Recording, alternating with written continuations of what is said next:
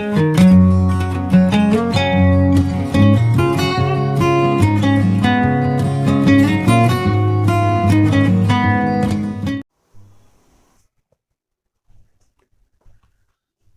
दोस्तों, नमस्कार। मैं राकेश आप सभी का स्वागत करता हूं आपके अपने YouTube चैनल RSM स्टडी में। हम लोग पढ़ रहे हैं व्याकरण, और व्याकरण में आज जो टॉपिक है वो है शब्द शुद्धि का। शब्द शुद्धि मतलब कि जो शब्द हम गलत लिखते हैं, कई बार अनजान या अधूरे ज्ञान की वजह से हम शब्दों को गलत लिखते हैं और उसका गलत ही उच्चारण करते हैं और ज़िंदगी भर उसका गलत ही लिखने में प्रयोग करते हैं। तो उस चीज़ को कैसे सुधारना है, कौन कौन शब्द गलत लिखते हैं, परीक्षा की दृष्टि से खासकर विद्यालय के बच्चों के लिए और जो कंपटीशन एग्ज़ाम की तैयारी कर रहे हैं, जैसे CTET, UP टेट या किसी भी स्टेट का टेट, DSSB, नेट, JRF, हर जगह ये कहीं ना कहीं आपको मिल जाएंगे। तो हम देखते हैं कुछ शब्दों को कि अशुद्ध शब्द और शुद्ध शब्द दोनों में क्या अंतर है, हम कहाँ गलतियाँ करते हैं। अगर हमें चिंता लिखना है तो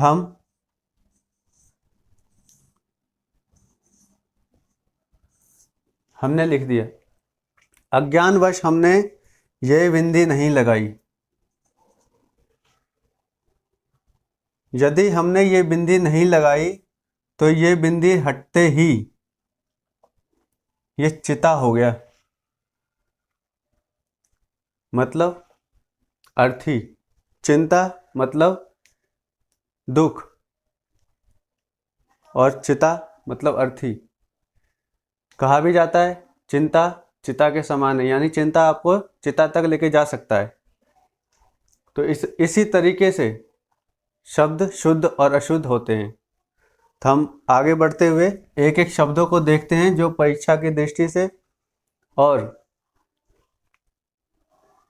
स्कूली विद्यालयों के दृष्टिकोण से, उनके उपयोगिता के अनुसार हम इन शब्दों को एक एक करके देखते हैं। तो पहला शब्द हम लेते हैं अनाधिकार। स्कूल में आप लोग देखते होंगे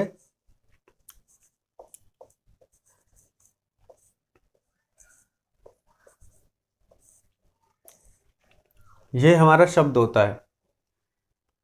कई बार कई जगह पर आपने देखा होगा कुछ लोग इसको इस तरीके से लिखते हैं, जबकि ये एक पूरी तरह से अशुद्ध शब्द है। शुद्ध शब्द को जानने से पहले इसका संधि विच्छेद कर लीजिए। संधि विच्छेद क्या होगा? अन प्लस अधि प्लस कार।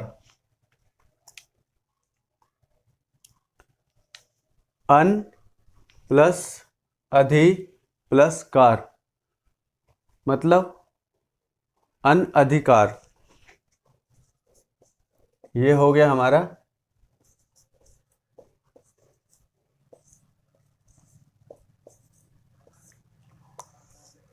ये बना हमारा शब्द। ये हमारा शब्द है जो शुद्ध है। परीक्षा के दृष्टिकोण से हर जगह आप जहाँ कहीं भी देखेंगे आपको यही शब्द मिलेंगे। किताबों में देखेंगे यही शब्द मिलेंगे। ये शब्द कहीं भी मिलता है या आप लिखते हैं तो यह अशुद्ध है। इसमें क्या है, जो हम ये जो है ये उपसर्ग है। उपसर्ग, ये भी उपसर्ग, और ये क्या है, ये प्रत्यय है। तो इस चीज़ को आप ध्यान से देखिए कि हमें शब्दों को गलत नहीं लिखना है, इसका हमें उच्चारण भी गलत नहीं करना है। दूसरा शब्द देखते हैं हम। एक शब्द होता है अतिथि। अतिथि किसको कहेंगे?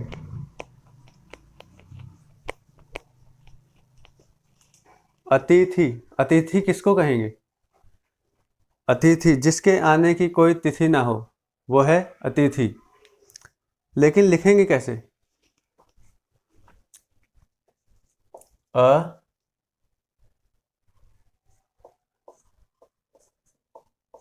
अतिथि। ये सही है क्या?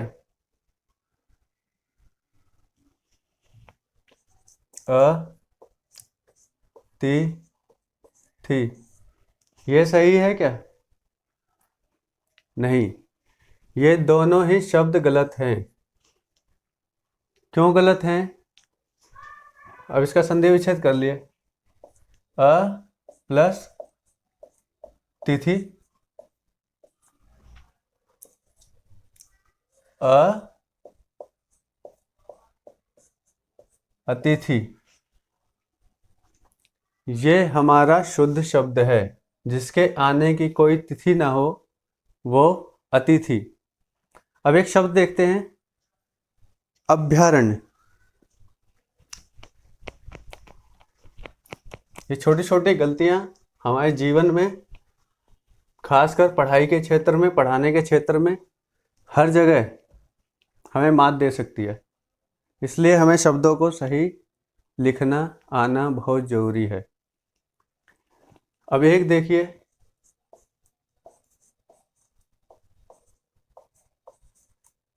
अभ्यारण्य। ये तो सबने देखा होगा, सब जगह देखा होगा, ये शब्द लिखा होगा कि अभ्यारण्य होता है। लेकिन ये शब्द गलत है। क्यों गलत है? क्योंकि अभ्यारण्य को अगर हम उसका संधि विच्छेद करें तो अ प्लस भय प्लस अरण्य, अ प्लस भय प्लस अरण्य, इसमें क्या हो गया? अरण्य मतलब जंगल, तो ये हमारा मूल शब्द हो गया। भय, ये भी हमारा भय मतलब डर, तो ये भी हमारा मूल शब्द हो गया। ये हमारा उपसर्ग हो गया। और यदि ये और ये मिलें तो हो गया अभय, और इसका मतलब जंगल। अगर दोनों को मिला दिया जाए तो बनता है अभयारण्य। अभयारण्य एक ऐसा जगह होता है जहां पशु पक्षी बिना किसी भय के विचरण कर सके, वहां पर निवास कर सके। तो इसका जो शुद्ध शब्द बनेगा वो बनेगा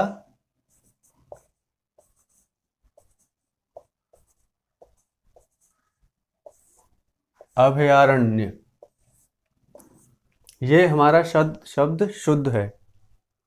हम हमेशा ये शब्द लिखते हैं कई जगह, जिसे हमें आज से नहीं लिखना है। आज से हमें ये शब्द लिखना है।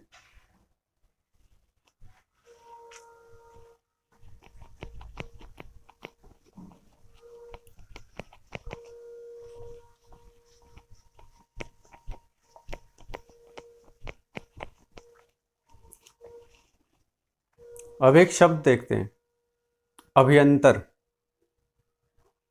अभियंतर मतलब जिसके अंदर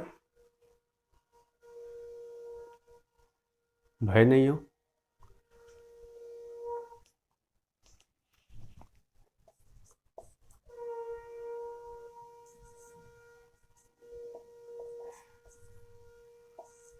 अभयंतर। अब इसको बारे में बताइए। संधि विच्छेद करते हैं। अभि प्लस अंतर, अभि प्लस अंतर, अभ्यंतर। ये हमारा हो गया उपसर्ग, और ये हो गया हमारा मूल शब्द। अंतर मतलब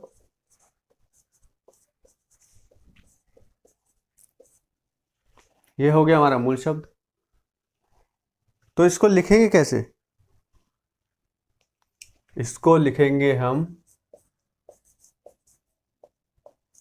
अभ्यंतर।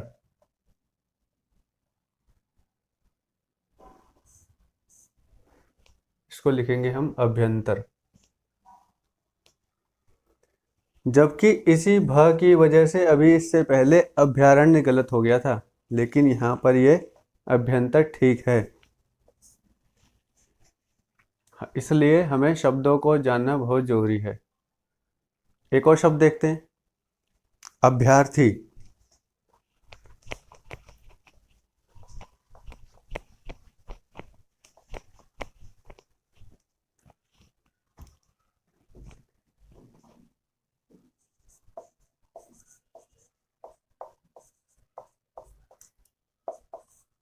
अभ्यर्थी, अभी प्लस अर्थी, यदि इसका संधि विच्छेद करते हैं तो होगा क्या? अभी प्लस अर्थी। शब्द बना हमारा अभ्यर्थी।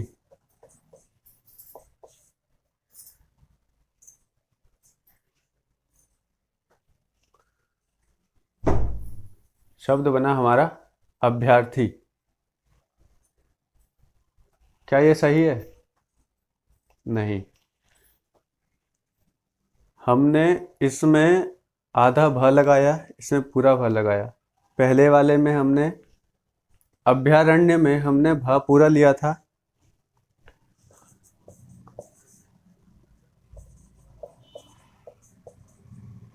अभ्यारण्य में हमने भ पूरा लिया था, जबकि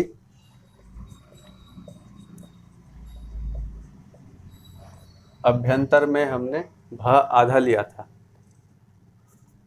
लेकिन इसमें अ की मात्रा नहीं आएगी।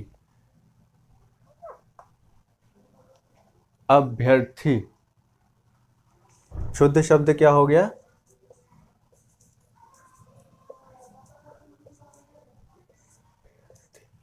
अभ्यर्थी।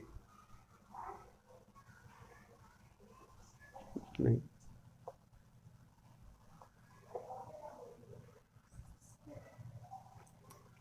अभ्यर्थी, ये हमारा हो गया शुद्ध शब्द। अब एक और शब्द देखते हैं, सबको पता होगा। हम लिखते हैं अहिल्या। कौन थी अहिल्या?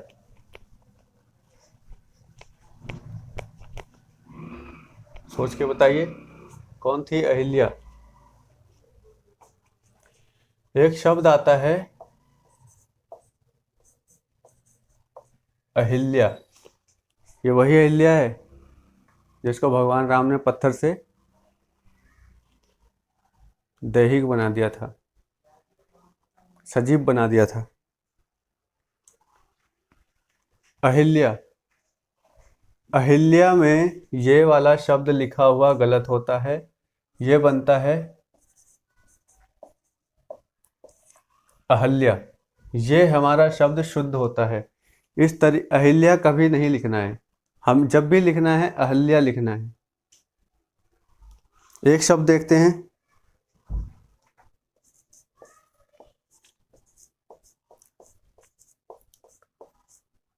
अनुग्रहित।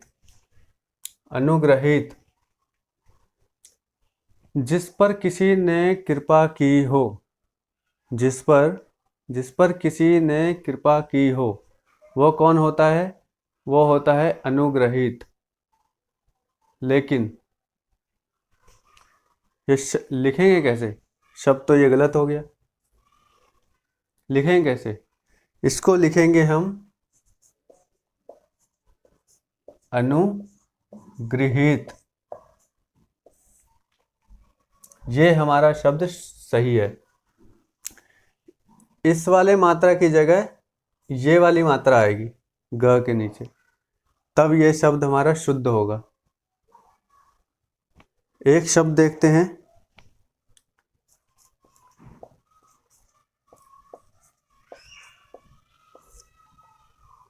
अज्ञानता।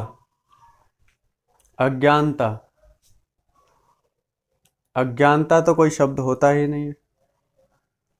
कहते हैं ना अज्ञानतावश। तो अज्ञानता ये खुद में एक गलत शब्द है, क्योंकि सही शब्द होता है अज्ञान।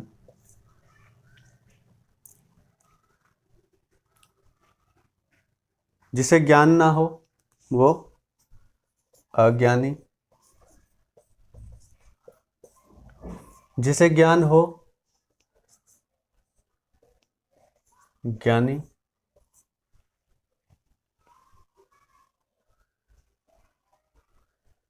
और एक बात इसमें कि अज्ञान में कभी भी ता प्रत्यय नहीं लगता है। अज्ञान में कभी भी ता प्रत्यय नहीं लगता है। इसीलिए हमेशा या तो ज्ञान, अज्ञान, ज्ञानी, अज्ञानी।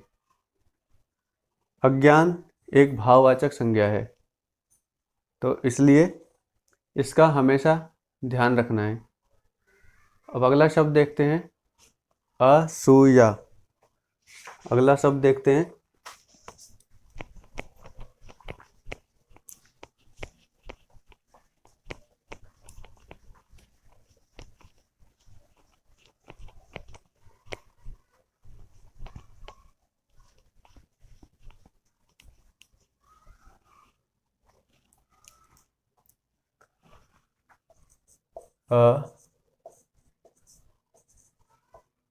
असूया।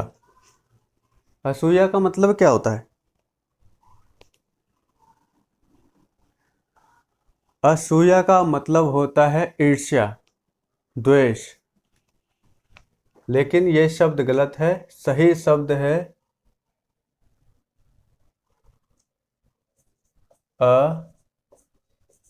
असूया। ये हमारा सही शब्द है, असूया। ये भाववाचक संज्ञा है, स्त्रीलिंग शब्द है। अनेकों, बताइए अनेकों क्या शुद्ध शब्द है? अनेकों क्या शुद्ध शब्द है? कहीं लिखते हैं हम अनेकों? नहीं।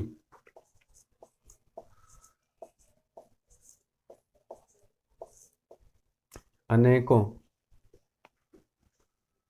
अनेकों का अगर हम संधि विच्छेद करें तो अन प्लस एक होता है,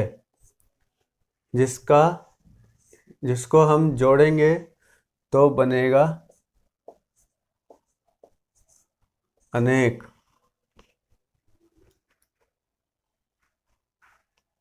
यदि हम इसको जोड़ेंगे तो बनेगा अनेक। ये अनेक अव्ययी भाव समास में आता है, विशेषण में आता है, बहुवचन है। और अगर हमें लिखना है कि बहुत सारे, कई, मतलब अनेक, तो इसको अगर हम कहें अव्ययी भाव में देखें तो क्या बनेगा? जहाँ अनेक अनेक हो, मान लीजिए मैंने लिखा अनेक जोड़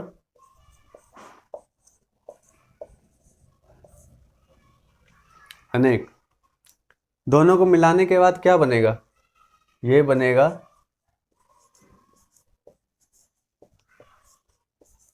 अनेकानेक। अनेकानेक हमारा ये शब्द शुद्ध होगा, ये शब्द शुद्ध होगा, लेकिन ये वाला शब्द गलत होगा। तो इसलिए हम कई बार बोल देते हैं अनेकों लोगों ने ये काम किए, अनेकों लोगों ने मटके तोड़े, अनेकों लोगों ने गड्ढे खोदे, अनेकों लोगों ने जमीन साफ की, जबकि वो गलत है। क्योंकि सीधा सा बोल सकते हैं अनेक लोगों ने ये काम किया, वो काम किया। अब एक शब्द आता है अतिक्रमण। अतिक्रमण, बताइए।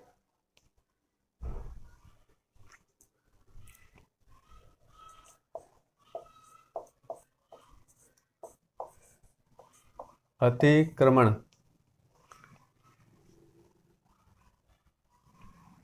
बताइए। ये गलत शब्द है, क्योंकि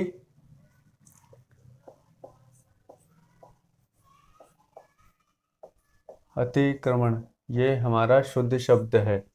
अतिक्रमण, छोटे की मात्रा लगेगी त में, बड़ी की लगी हुई है, इसलिए ये गलत हो गया। इसमें छोटे की मात्रा लगेगी तभी सही होगा, क्योंकि अति प्लस क्रम प्लस अन, अतिक्रमण, जो ये इसका संधि विच्छेद है। अविकारी शब्द है, अव्ययी भाव समास है, पुल्लिंग शब्द है। एक शब्द जो है हमेशा सुनने को मिलता है और कई जगह देखने को भी मिलता है, कई पुस्तकों में भी मिलता है कि यह एक अनुवादित रचना है, उसने उसका अनुवाद किया। ट्रांसलेशन,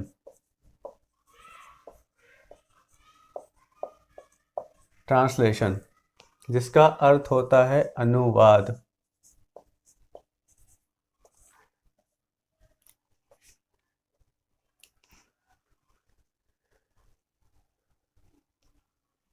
और जब कोई रचना ट्रांसलेट हो जाती है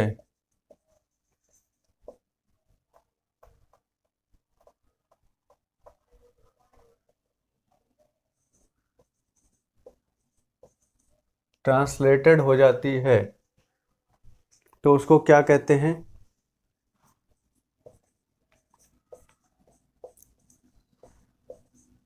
अनुवादित।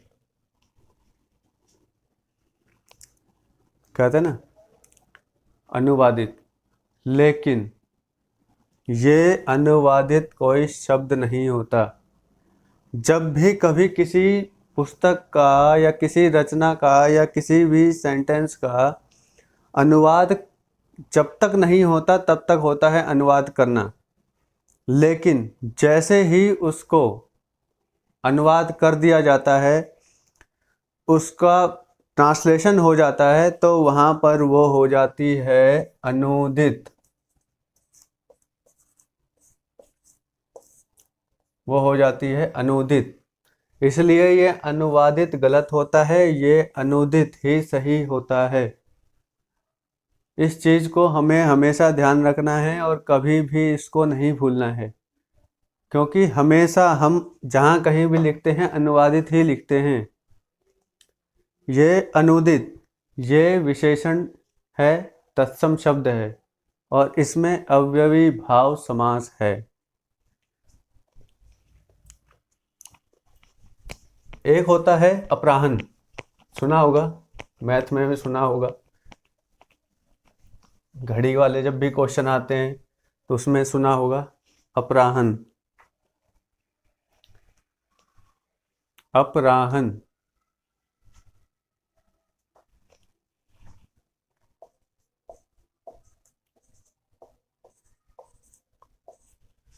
अपराहन कभी सुना है? अपर प्लस अहन,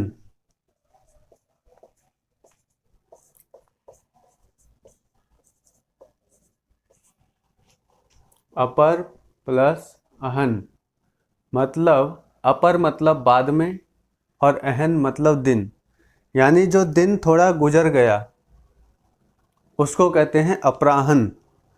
मतलब जो दिन गुजरने के बाद जो शाम का जो समय आता है उसको कहते हैं अपराहन। लेकिन ये शब्द गलत लिखा हुआ है। शुद्ध शब्द जो होगा अपराहन होता है, ये होता है हमारा शुद्ध शब्द। ये वाला शब्द हमारा गलत होता है, इसमें दीर्घ संधि होती है क्योंकि काफी समय बाद हो रहा है। आधीन, हमारा देश भारत अंग्रेजों के अधीन था। हमारा देश भारत अंग्रेजों के अधीन था। क्या ऐसा बोल सकते हैं? लेकिन कोई व्यक्ति नौकर मालिक के अधीन है तो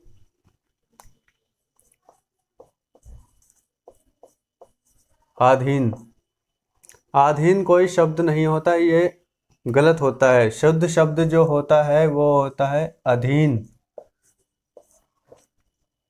ये हमारा शुद्ध शब्द होता है। ये तत्सम शब्द है, विशेषण है, और इसमें भी अव्ययी भाव समास है। अंधेरा, ये देखिए,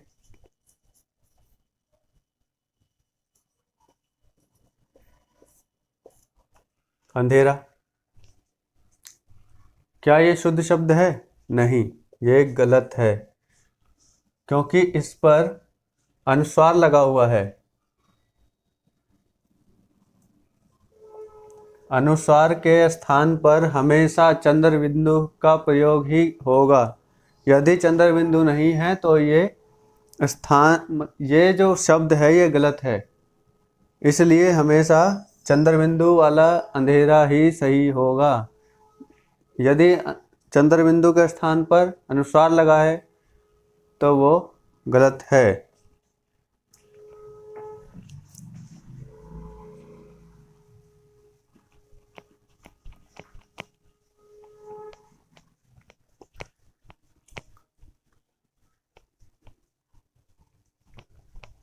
वो एक शब्द देखिए, ये शब्द है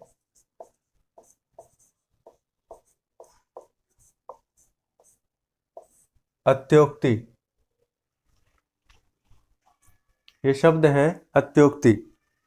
यदि इसका संधि विच्छेद किया जाए तो संधि विच्छेद होगा अति प्लस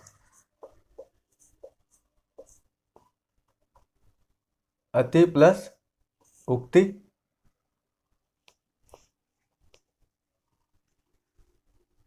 अति प्लस उक्ति। लेकिन ये शब्द हमारा गलत है। शब्द जो बनेगा इसका वो होगा अत्युक्ति। ये हमारा शुद्ध शब्द है,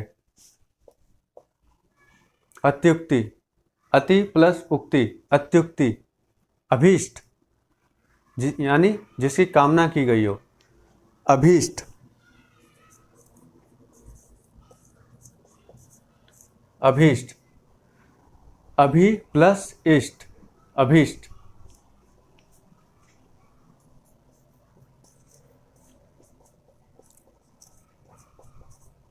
अभीष्ट। लेकिन ये शब्द हमारा गलत लिखा हुआ है। क्यों? क्योंकि शुद्ध शब्द अभीष्ट होता है, अभीष्ट नहीं होता है, अभीष्ट होता है। जिसकी कामना की गई हो, अभीष्ट। दीर्घ संधि है इसमें। अभिशापित, अभिशापित कहते ना, अभिशाप से ग्रसित, अभिशापित।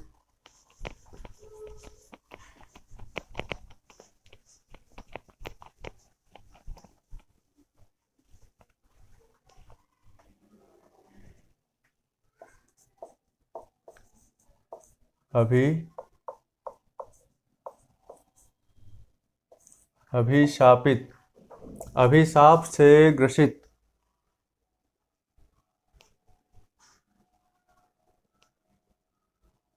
यानी ये शब्द गलत है। क्यों? क्योंकि शुद्ध शब्द जो होता है वो होता है अभिशप्त।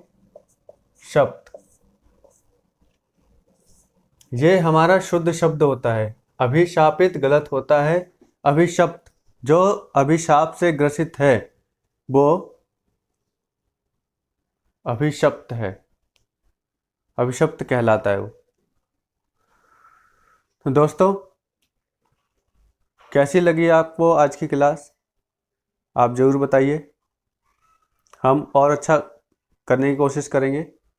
और आज की क्लास हम यहीं पे समाप्त करते हैं। अभी हमारे पास शब्दों का बहुत भंडार है जो हम नेक्स्ट क्लास में देखेंगे। तो तब तक के लिए आप सभी का धन्यवाद। नमस्कार।